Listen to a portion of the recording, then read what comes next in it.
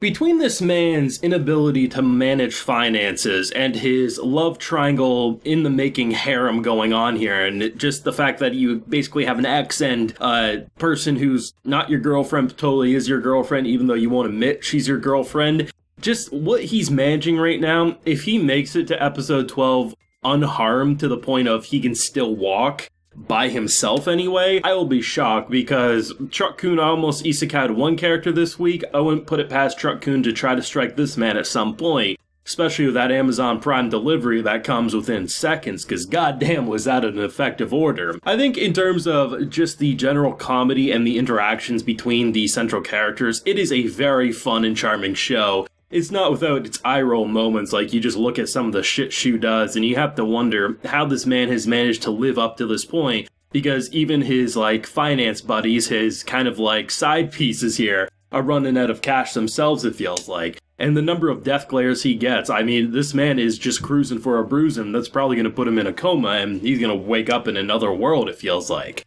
But I like how this show has, that perfect blend of an interesting world mechanic from, the way these missions operate. Last week we got a good idea of the auctioning, the whole bidding your price to take on these cases. This week we got the idea of their orders because, I mean, based on how episode 1 was functioning, he orders a bunch of shit and apparently that's how he wastes his money on things he doesn't need. I thought that was just general merchandise, but seemingly he's buying a lot of shit for his job, but seemingly he's buying things for the job that he doesn't actually need in order to succeed. And I think there's an argument to be made that maybe he did need the truck to deliver the item. That would be a non-lethal way to capture this demon, because without that order, the demon would have continued running, and how would they end up catching? Kisara says she's not very good at swinging her sword with the back end, so it doesn't kill. He has a lethal gun by the looks of it, so maybe the reason he's wasting all this money is that he refuses to adapt in the moment like a lot of professionals. But on the flip side, you might be able to make the argument that without the truck delivering his item, which he can now save and use for a different day, at least that's what I assume he could do, they would have got away. So it's hard to say. You got paid $3,000, but then you spent $3,000, but at the very least, maybe it's you did it for free, so they'll give you a better job in the future. The dude just doesn't have his finances in order, and even if he says some sweet things, and even though it didn't really ring true to her, oh, I love your bean sprout cooking, we'll be fine with that. Apparently that 50 cents is gonna go a long way, but goddamn, this show is a riot. I thought it was absolutely hilarious to get the confirmation, because in episode 1 they talk about how Kisara has one follower, and I thought that was either our boy Shuu or maybe even herself with an alt account.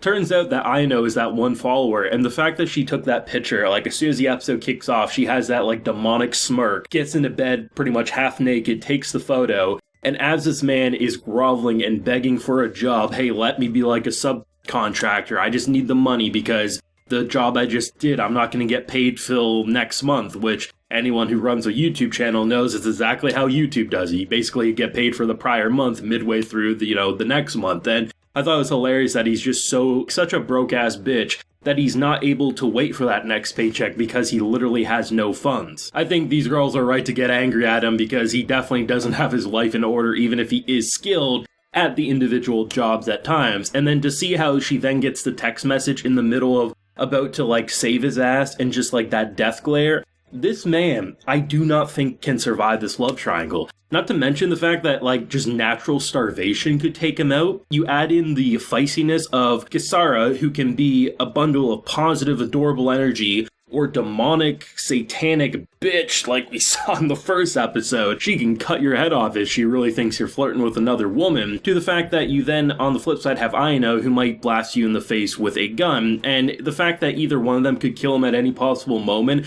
as they're also simultaneously the only reason he's alive. This man is living on a minefield. I don't know how he doesn't set anything off to the point of blowing his limbs off, but leave it to this man to seemingly have the worst and best luck combined into one weird package. The thing that was nice about this episode was actually the hint at his own backstory. What made him who he is, and seemingly based on the hints that we got in this episode, first of which was that this man we get introduced to, who he was having a cigarette with and then ended up bumming his entire smokes off him, is apparently the one who raised him after his family was killed. I think they said in the episode he lived with them for a year, and seemingly the daughter of this man, he acted like he didn't remember. So before the, like, further clarification of what happened there, I was thinking, like, did he lose his memories? Like, is that why he's pretending to remember the daughter but doesn't? But then it feels more like, no, it's more like maybe a suppressed memory because it was so bad. I don't know where they're going with that, and this is one of the things that I'm really happy as it stands. There's no plot information available,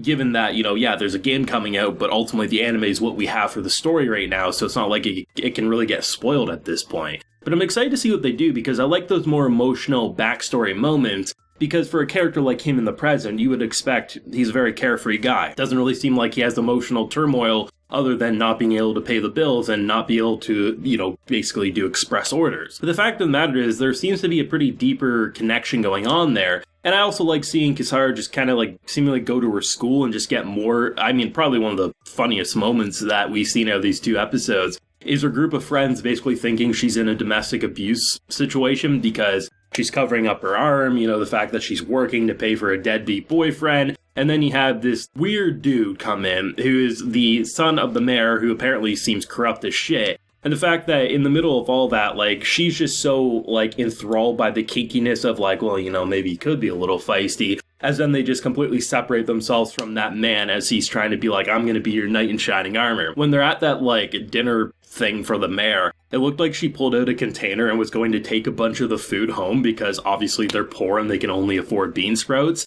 To her defense, her bean sprout cooking does look rather good, and I think characters like Jahi from The Great Jahi would very much kill to have that level of cooking because you're that poor and that's all you can afford. It just feels like a very solid show overall. Like, I was very surprised by how much I enjoyed episode 1. The action was fantastic. The comedy worked, but episode 2 really just cements it even further that I like what this show has to offer. I like how both with episodes 1 and 2, yes, both of them had a big fight scene, but they function very differently. The kind of combat against monsters versus the more humanoid demon combat, which was more gunplay and really just seeing our girl phase through walls and just do some amazing drop kicks was really fun, on top of just having some James Bond-esque moments with our boy coming down with a grapple hook, it felt like, just blasting through the windows and making some kind of like silly jokes to the worker, who I think was like pretending to pet a cat on a YouTube video. Poor boy must be lonely, must not be able to have cats or something, or maybe he's training to basically be a good cat dad, I don't know. But it was just a very insane episode. The fact that you have a truck hitting a demon that ends up capturing them after you waste all your payment on that job to get an item to capture him. I really hope he can just save that for a future job, but then again, maybe he'll never need a non-lethal weapon again, so it will be a waste. A lot of fun stuff. I like the love triangle, I like the dynamic, and I like how it can be such an eye-roll moment when you watch Shuu, but it's hard not to like the characters across the entire board. And I like what they're doing with the world and the setup and the story and everything like that. So I'll be excited to see where they take it in episode 3, but thoughts down below. What did you like about this episode? Let me know. Be sure to leave a like if you enjoyed and subscribe if you're new around here. So until next time, everyone, please take care and have a good one.